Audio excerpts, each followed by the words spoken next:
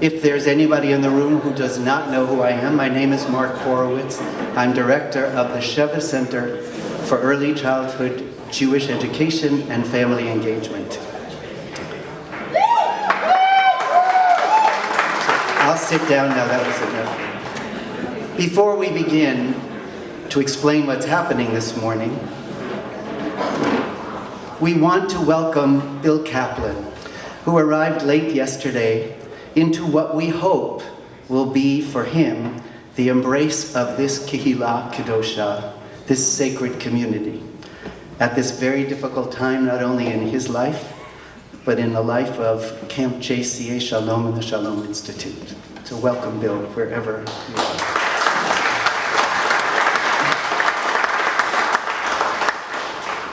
I want to explain to you about what you're going to be doing this morning, which we are calling BRICS. BRICS is a made-up name by us.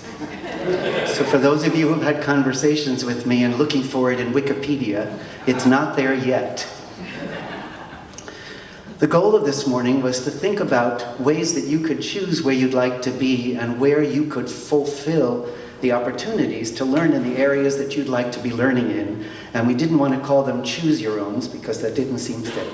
So we did this BRICS thing. And in order to make an indication to you that they have a purpose and we have a plan and that we're trying to build knowledge and build information and bring you things that you can take home with you, we thought about BRICS, which is something that helped to build things.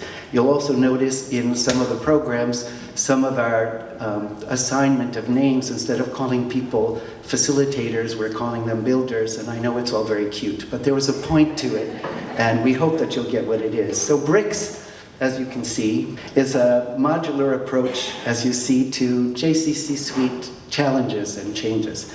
And we hope that what you'll be doing this morning after I describe what each of the sessions is about is you'll assemble which BRICS you want to take to go home with.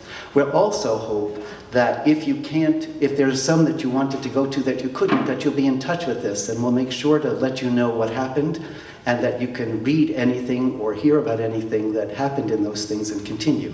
We also imagine that if you've had a good experience in any of these sessions, that you'll also tell us that you'd like to continue the learning, and perhaps we can do Zoom learnings on those subjects after this, because an hour is not nearly enough to become proficient in what you're doing. So we have BRICS stands for, number one, business, the business of being an exec. I can't get away from it. And the first BRICS in the business area is about finding ways for you as busy executives to find strategies that will both maximize your donors' giving potential and increasing financial resources. So as you already heard yesterday from Jen, we have a guest with us, Neil Meyerberg, who is going to present to us. And this session is going to make the business case for planned giving.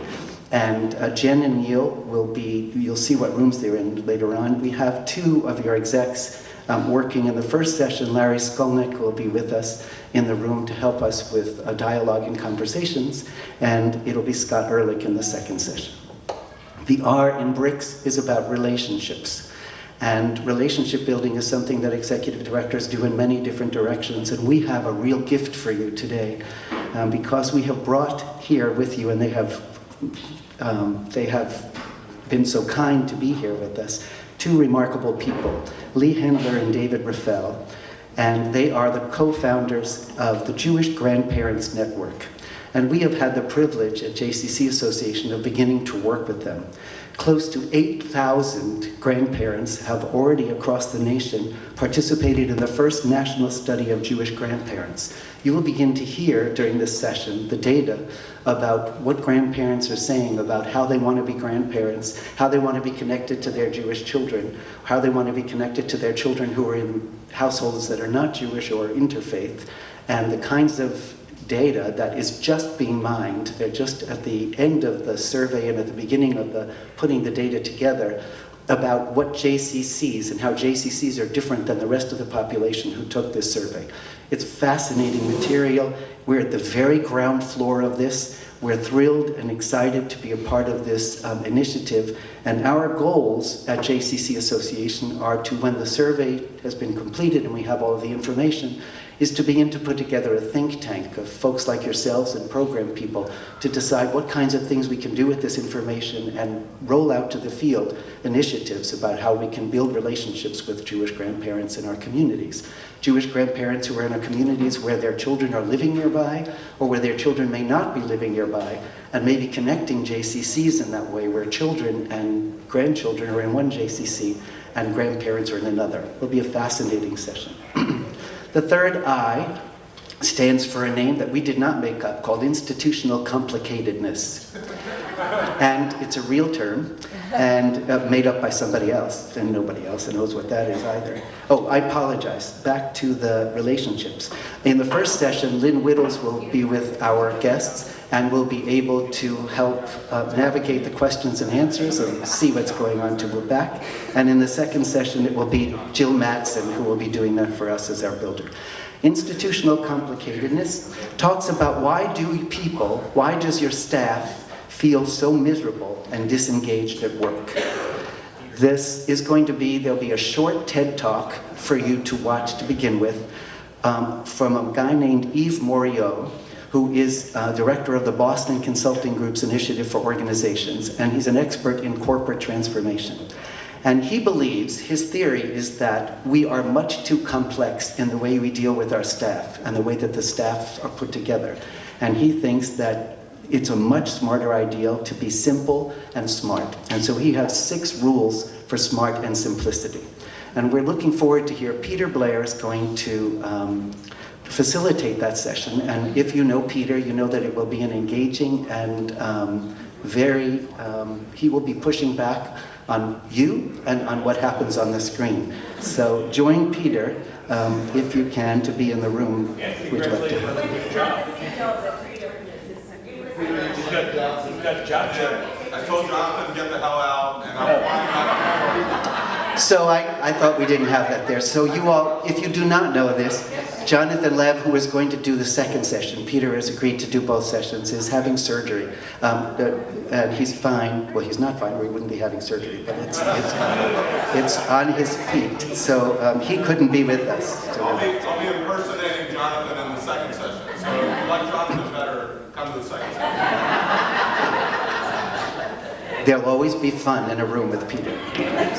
And the last one is knots. The K part of knots. And we use knots a lot in our work, about untying knots in our work. We talk a lot in early childhood education about bringing knots to the table to try and untie them together and figure out where and when they occur and how we can get out of them.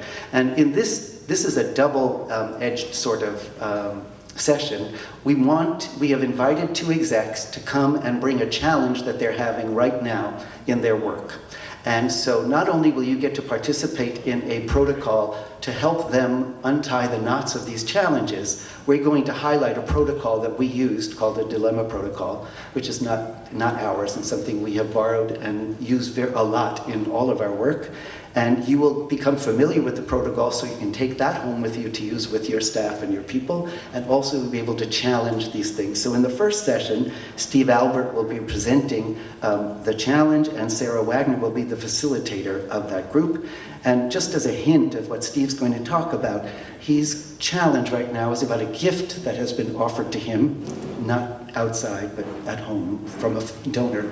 And it's a donor his campus is named after, and it requires a match, and he doesn't want the gift. So it's an interesting challenge. The second session, Harriet Witchin has our challenge.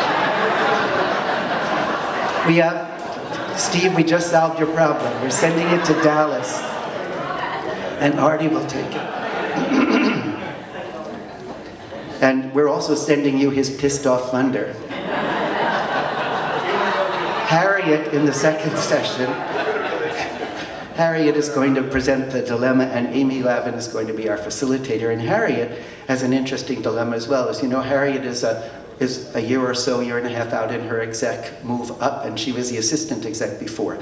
And when she was the assistant exec, she supervised all of the program directors and people under her. And as she moved up, there was no money, nor time, or room for an assistant exec, and so she is now supervising all those same people.